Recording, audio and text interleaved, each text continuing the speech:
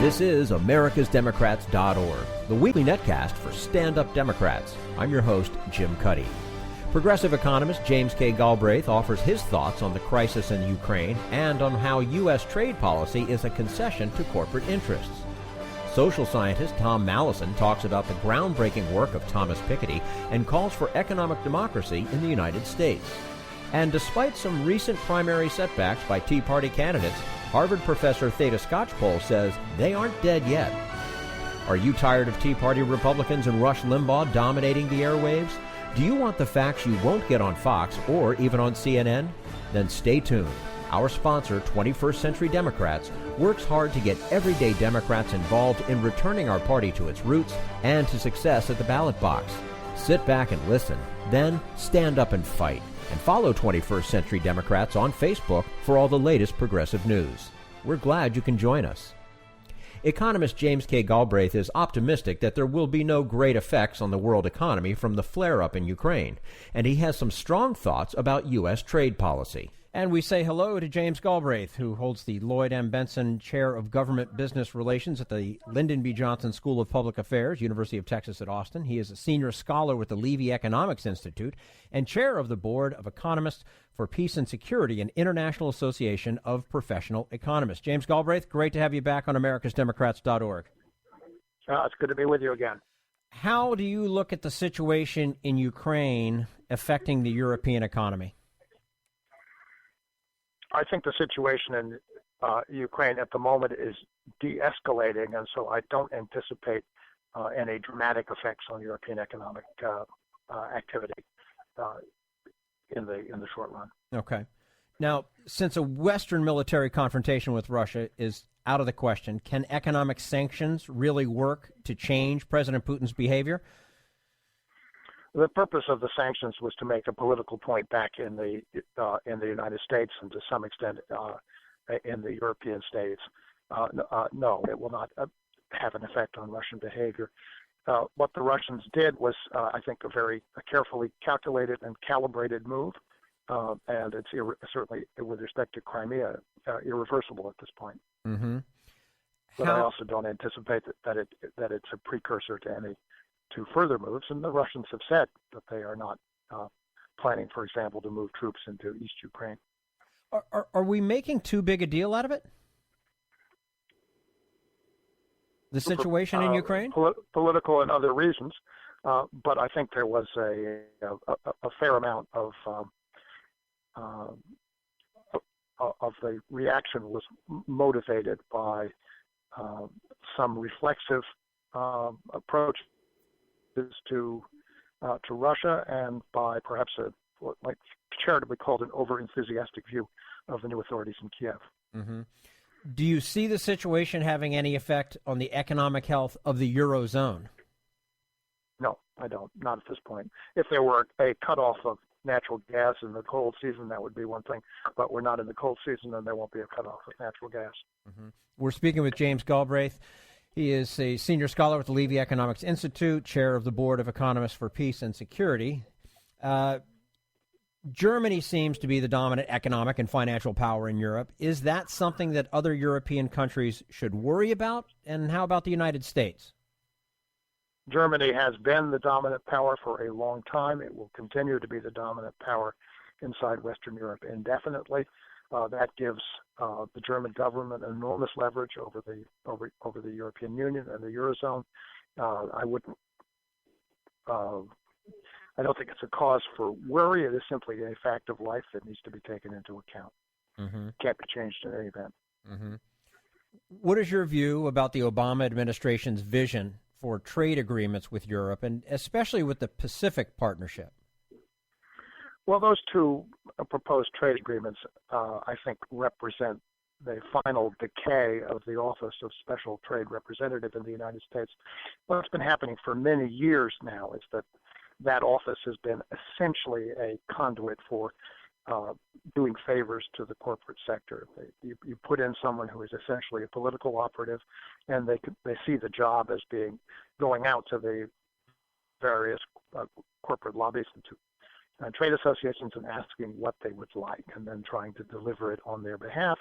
in order to ease relations, as I say, domestically with the corporate sector. That is completely unconnected to the larger economic interests of the country, or for that matter, of the world. And I think that the office of STR should just be abolished at this point. It's dysfunctional. What about NAFTA? How has NAFTA worked out in the 20 years since its adoption? Well, we just did a conference here at the University of Texas on NAFTA with interesting perspectives. I think that one thing to recognize about NAFTA was that the United States and Mexico, Canada as well, were a trading zone before NAFTA, and they remain so, of course, afterwards. What's interesting about the developments since then is a great many things which were totally unexpected at the time, or largely unexpected, including the rather dreadful development of a border wall, on which we did quite a bit of interesting conversation about. So NAFTA has given rise to new challenges, including how to, let's say, actually create a functioning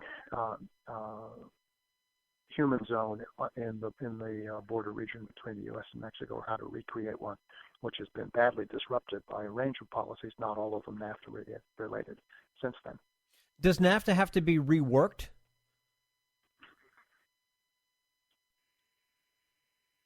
The debate over NAFTA is now pretty much a dead letter.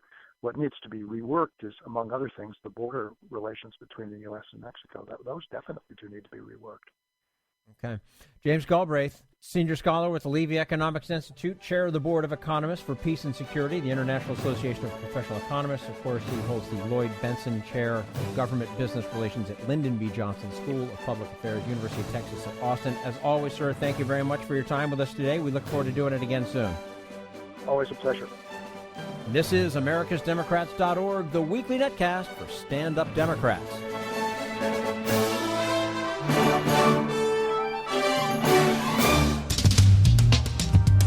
We want you to sit back and listen, but we need you to stand up and fight. Do you want to get involved and help get our party back to its roots and to success at the ballot box? You can make your contribution to Democrats for America's Future and help us keep this show going, and to elect Democrats who will stand up for democratic principles. Go to americasdemocrats.org and click on Donate at the top of the page.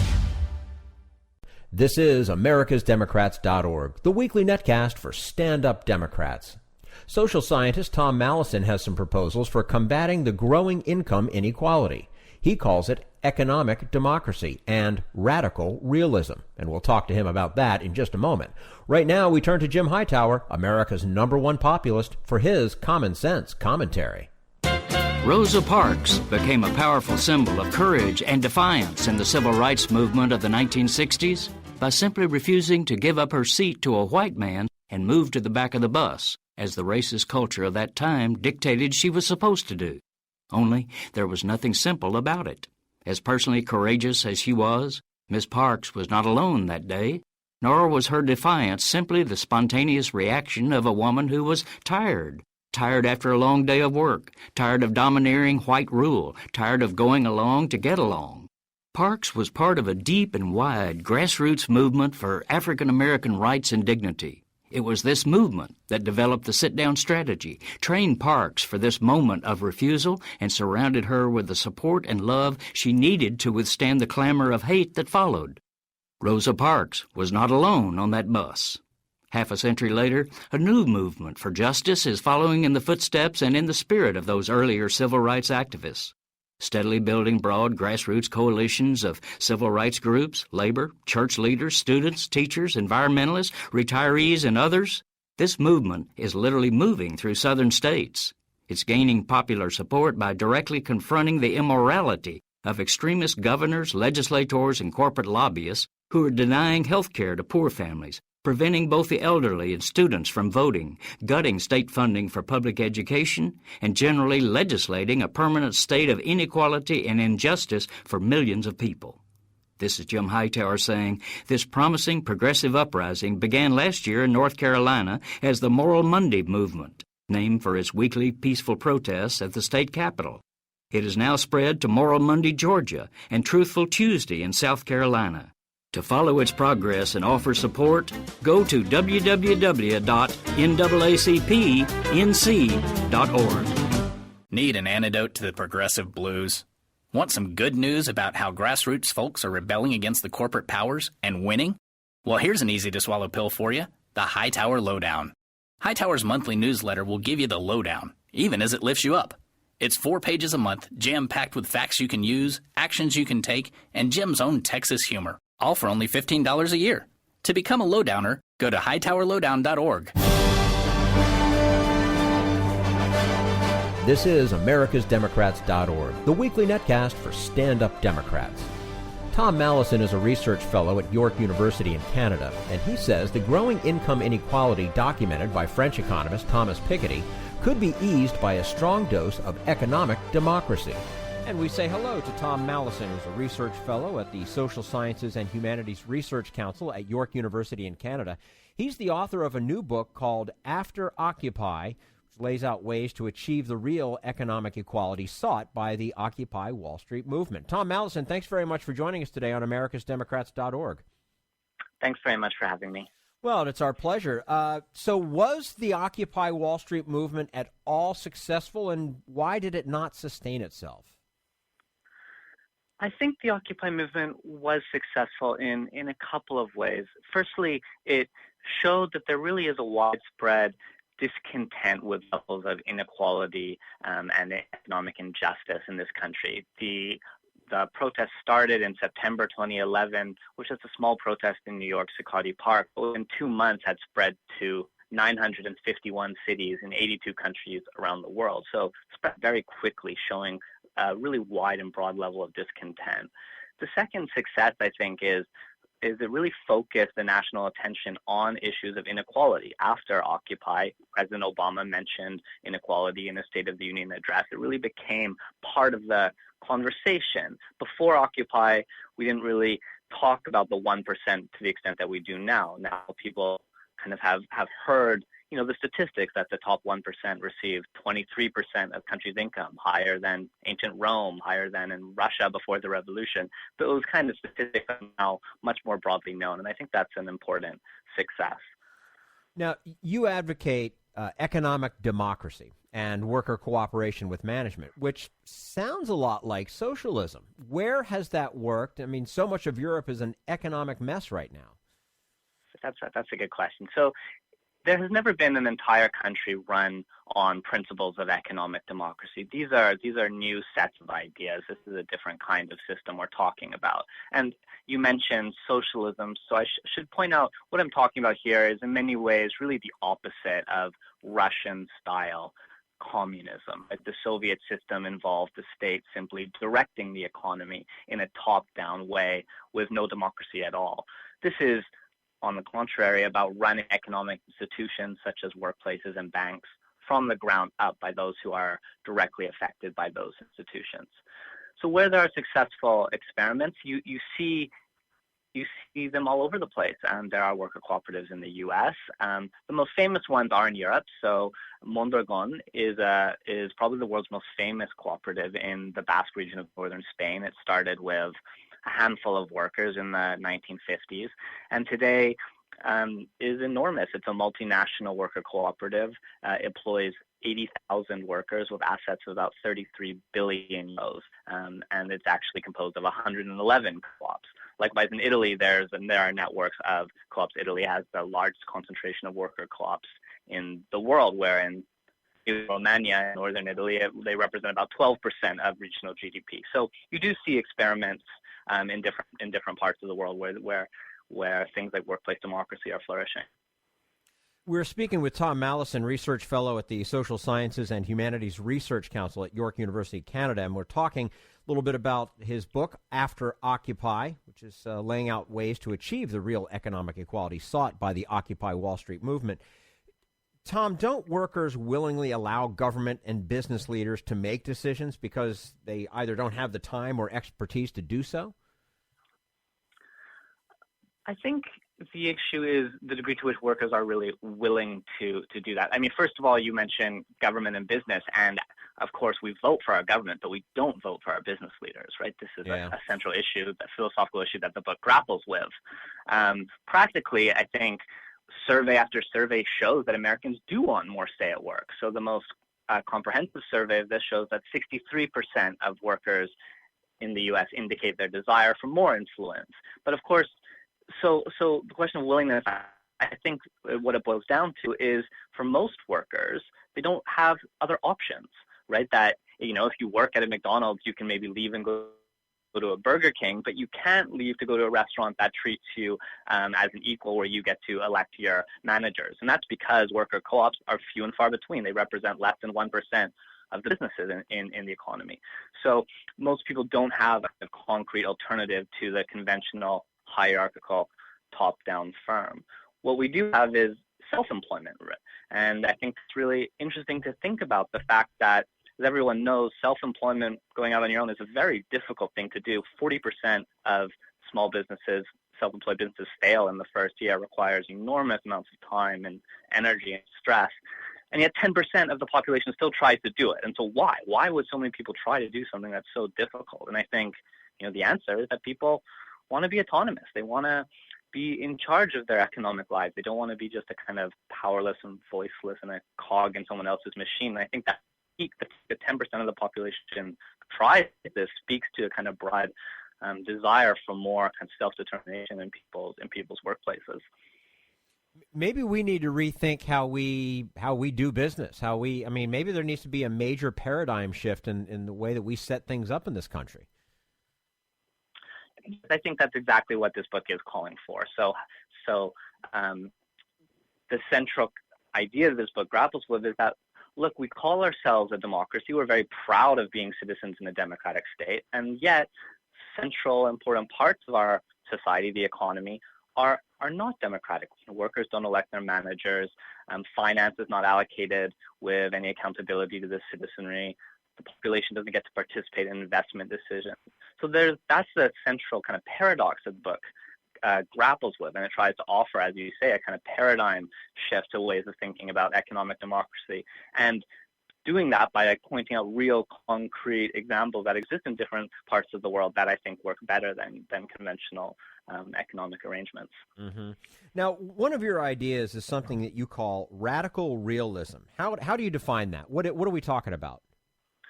So the idea of radical realism is that we should be radical with our morals. We should aim high. You know, we should strive for freedom and equality in our economic institutions. But we should be realistic in the institutions that we think can achieve these goals. Institutions in the real world are never perfect, and we should always try to ground our goals, ground our ideas in empirical reality, right? We shouldn't try and imagine totally new institutions that have never before existed. We should, in fact, look around the world and say, look, here are some concrete examples. Here's the worker cooperative. Here's participatory budgeting. Here's credit unions. And then say, how could these work better? How could we scale them up? How could we facilitate moving them into contexts where they don't already exist? So that's the kind of realistic side of radical realism. Now, does the recent hubbub over Thomas Piketty's book on capitalism and inequality support your views? Right. Well, so Piketty's book it's a really majestic investigation of inequality over the last 200 years. It really is a wonderful, wonderful book. His focus, of course, is on inequality and on the accumulation of capital. Mine is on economic democracy. So mine is more on how the economic institutions we have today, whether or not they're democratic and whether that could be improved. But there is, of course, a kind of common core to our positions, which is that capitalism tends to generate extremely high levels of inequality, and this inequality starts to undermine democracy. So let me give you one example that I like. Piketty doesn't use this example, but it's very much in line with what he talks about. This is called the parade of giants and little people. This is an old economic analogy. Imagine lining up the entire population of the U.S. on this huge street, but you arrange it in terms that people's height represents their income. So the average income person is the average height. People who are double the average income or double the average height. Well, what would you see on this enormous street? You would see that a third of the population are very small, are only 3 feet tall. You would see that the average person is about 5.5, 6 foot. You would see that the top 1% are 35 feet tall. And you would see the very richest people in our society, the people in Forbes magazine, are 16 miles tall. That's 3 times the height of Mount Everest. I think what I like about this kind of image is that it really shows the difficulty of having a democracy, of having a political system of equals where a third of the population are 3 feet tall and some of them are giants taller than mountains. I think that really is a kind of poignant way of illustrating what both my book and Piketty's book are trying to get at, which is the tension between extreme inequality and democracy. It's a very interesting diagram in my head that I've got going on with, right. with that description. Right. I thought, wow. But it puts necessary focus on what is a great inequality in today's world when it comes to economics. Now, that's right. Even if your ideas take hold of public opinion, how do we get there? How do we get from here to there? Because now we're talking about a pretty big bridge you got to build to make this happen. Right, that's an important question. So expanding democracy at the workplace requires, I think, 3 main things. It requires legal support, cultural support, and financial support. So legally, what that means is that in different states, it's more or less easy to form a worker cooperative. Of course, it's easy to form a corporation. Everyone knows this. Every corporate lawyer has done this before. But co-ops are much more rare, and so they're often unfamiliar. And also, often co-ops have to legally form under the general corporate legislation, which is tricky for them. So just having legislation that makes it easier to start a co-op would be one thing that would help. Cultural support is another important thing. Of course, at the moment we have massive business schools that train workers and train managers how to operate corporations. We don't have anything analogous for worker co-ops. We don't have schools turning out large numbers of educated people who are trained in the practicalities of managing worker cooperative firms. So we need that too. And financial support is perhaps the most important. Conventional firms achieve enormous amount of support from banks and stock markets, and there's nothing analogous for worker cooperatives. So we need something that can help like that, such as a cooperative bank that can provide credit to small worker co-ops to allow them to start and grow. That's what Mondragon did. It kind of created its own bank, which was really influential in getting these small co-ops to grow into big ones. So let me give you one example. I mean, in this country, we have ESOPs, which are employee share ownership plans. These are ways that companies can give their employees some shares in their business. And ESOPs are good things. These make workers slightly better off, and they give workers some say in the running of their business. I don't think ESOPs go as far as they should. They give people shares, but the shares are very unequally distributed, so it's not a democracy. But still, it's better than nothing. And ESOPs have increased gigantically over the last 30 years. So from the 1970s, there's been some tax breaks that make it easier for ESOPs to form. And so today, there are over 10,000 ESOPs with 10 million workers with accumulated assets of about $700 billion. So this is just an example of a kind of change that's happened very incrementally just from a kind of small tax break. And I think analogously, we can imagine a similar thing happening with worker cooperatives, where over a significant amount of time, you do see a large buildup of these kind of alternative economic forms. Okay. Tom Malleson, Research Fellow at the Social Sciences and Humanities Research Council at York University in Canada, the author of the new book called After Occupy, lays out ways to achieve the real economic equality sought by the Occupy Wall Street movement. Tom, thank you so much for your time with us today on americasdemocrats.org. We look forward to having you back again soon. Thanks for having me. All right. And this is americasdemocrats.org, the weekly netcast for Stand Up Democrats.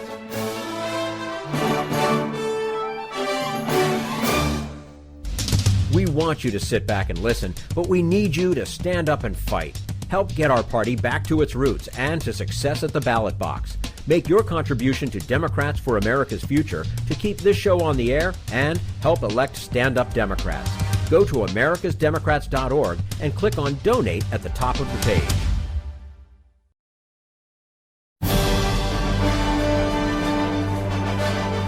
This is americasdemocrats.org, the weekly netcast for stand-up Democrats. Despite some setbacks for the Tea Party in recent Republican primaries, Harvard political scientist Theda Skocpol warns that the extremists will remain a huge influence on the GOP, and that, she says, is bad for America. And joining us now on americasdemocrats.org, the weekly netcast for stand-up Democrats, Theda Skocpol is the Victor S. Thomas Professor of Government and Sociology at Harvard University, also serving as the director of the Scholars Strategy Network, and has written a recent article about the Tea Party's hold on the Republican Party. Professor, thanks very much for joining us today on americasdemocrats.org. I'm glad to be here. Before we go in and talking a little bit about Tea Party, can you tell us a little bit about, I mentioned you're the director of the Scholars Strategy Network. Tell us a little bit about that. Thanks. It is a resource that stand-up Democrats should know about. It's a nationwide network, more than of 350 scholars in universities all over the United States, and we've got 15 regional networks too.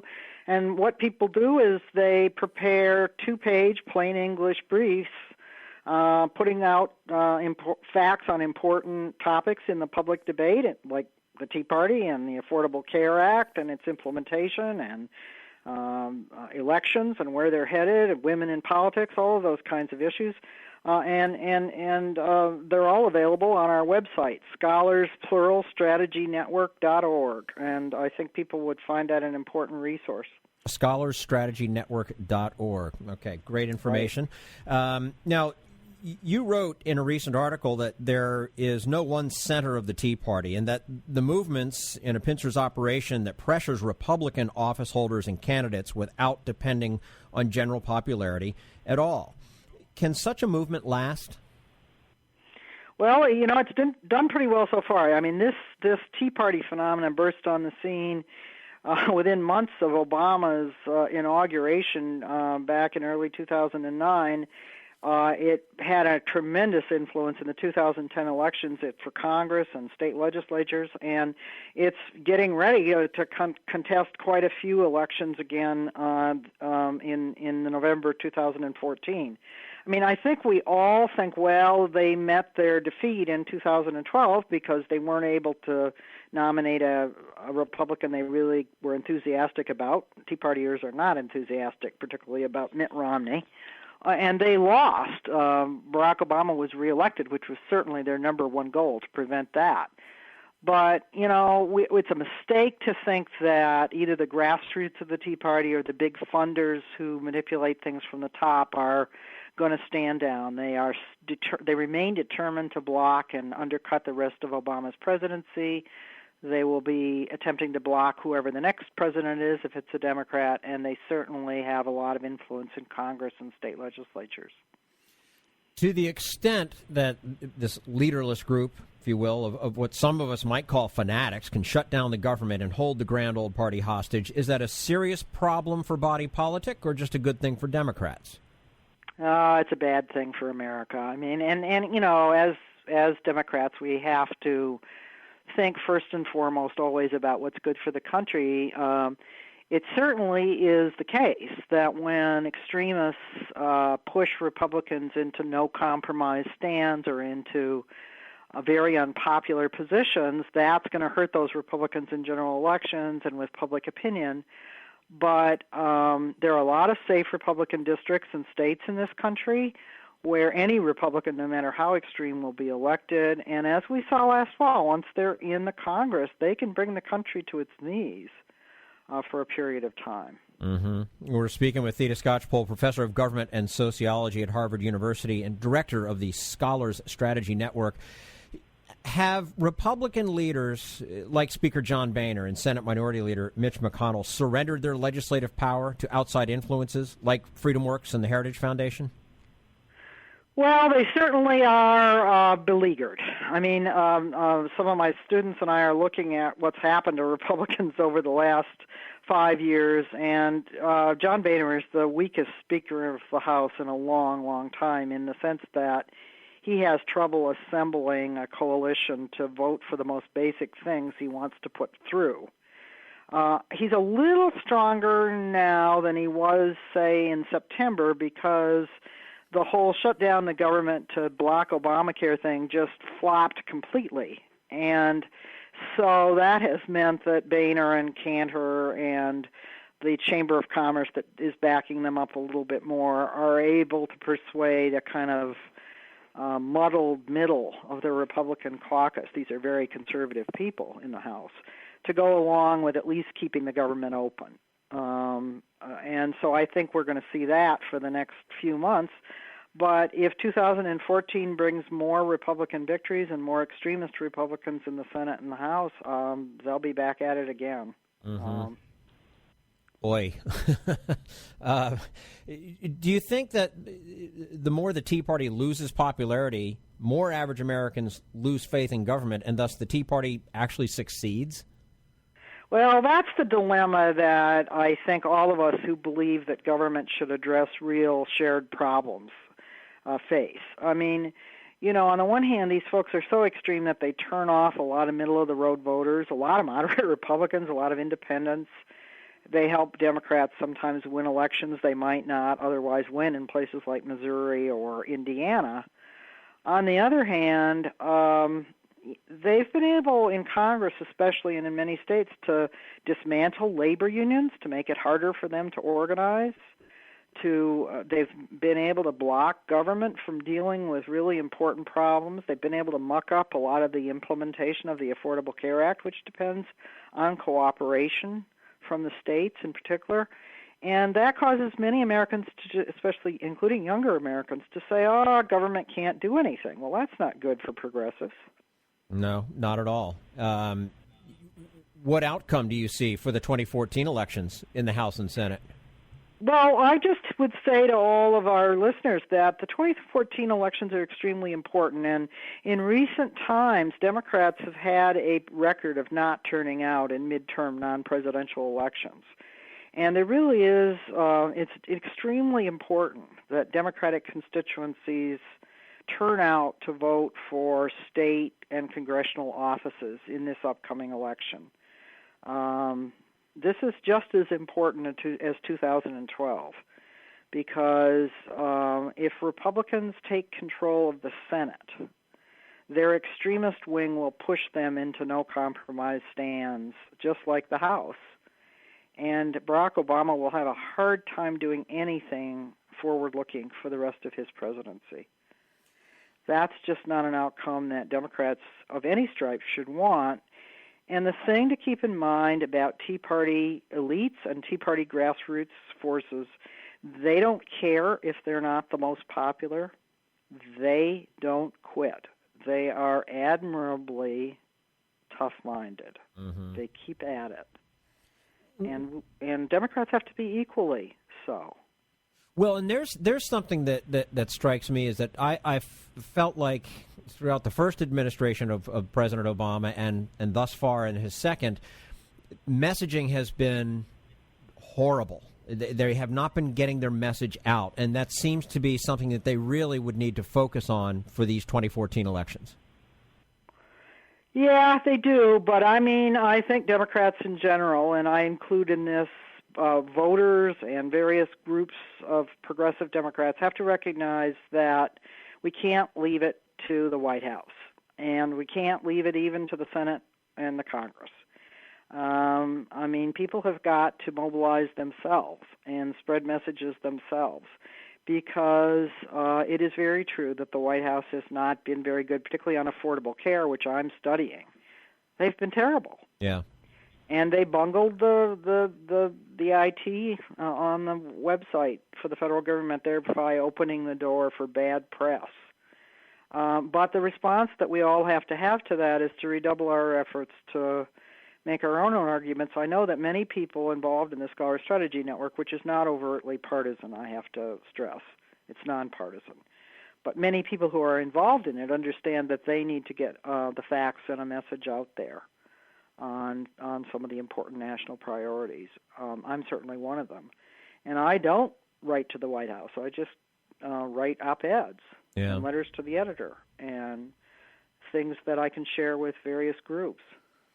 They almost need to take a page out of the Tea Party book the dogged grassroots establishment and get things done that way. As you say, people need to make the decisions themselves. And Democrats also have to take cognizance of the fact that Tea Party Republicans already know, which is you need to vote. I mean, Occupy Wall Street, for example, many of the people participating in that think voting doesn't matter. Well, they couldn't be more wrong. Mm-hmm. They could not be more wrong. It is very important to vote, particularly in midterm elections, which tend to skew toward older, more conservative people. By 2016, do you think the Republican nominee for president will still be in thrall to the Tea Party? And who might that person be? Well, I don't know. I mean, the thing that's going to be different in 2016 from 2012 is in 2012, conservative funders and conservative grassroots voters in the Republican Party were unable to coalesce around a preferred candidate who could defeat Mitt Romney in the primaries. But this time around, we have Ted Cruz, who last fall managed to establish very broad popularity and name recognition among ultra-conservative Republicans. And he's likely to be a contender in 2016, excuse me. And then you've got Rand Paul, and you've got a number of people who may very well be able to defeat somebody like Chris Christie, even though Chris Christie would probably be, at least right now, as far as we can tell, the strongest contender for Republicans to nominate to run against someone like Hillary Clinton. It's not clear he can get through the Republican primaries. All right. Well, Theda Skocpol is the Victor S. Thomas Professor of Government and Sociology at Harvard University, also serves as director of the Scholars Strategy Network. You can check out more on them. Their website, scholarsstrategynetwork.org. Professor, thank you very much for your time with us today on americasdemocrats.org. Hopefully we can do this again soon. Okay, nice to be here. Nice to have Thank you. And this is americasdemocrats.org, the weekly netcast for Stand Up Democrats. That's all for americasdemocrats.org. Thank you to all who made today's show possible. James K. Galbraith, Tom Malleson, and Theda Skocpol. And thank you for listening. If you liked what you heard, please get involved in our efforts to keep this show going and to elect Democrats who are bringing the party back to its roots. Go to americasdemocrats.org and click on Donate at the top of the page. And be sure to find 21st Century Democrats on Facebook. For americasdemocrats.org, I'm your host, Jim Cuddy.